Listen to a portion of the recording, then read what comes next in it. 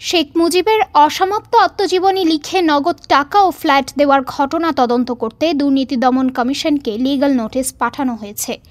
17 August advocate Obaidullah Al Mamun Shakib নামে supreme কোর্টের এক আইনজীবী দুদক চেয়ারম্যান সহ সংশ্লিষ্টদের এই নোটিশ পাঠান। বিষয়টি নিশ্চিত করে অ্যাডভোকেট ওবায়দুল্লাহ আল মামুন সাকিব জানান, নোটিশ যাওয়ার পর কোনো ব্যবস্থা না নিলে এ বিষয়ে উচ্চ আদালতে রিট দায়ের করা হবে।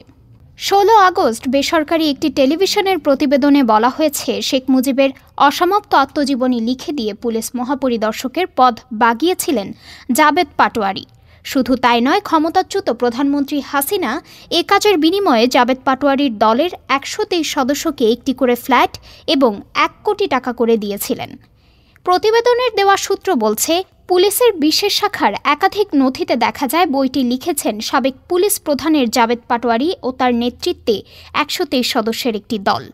এসবির প্রধান হিসেবে কর্মরত থাকা অবস্থায় সাবেক প্রধানমন্ত্রী হাসিনার সান্নিধ্য এবং আনুগত্য নিশ্চিত করতেই বইটি লেখেন তিনি এবং তার দল।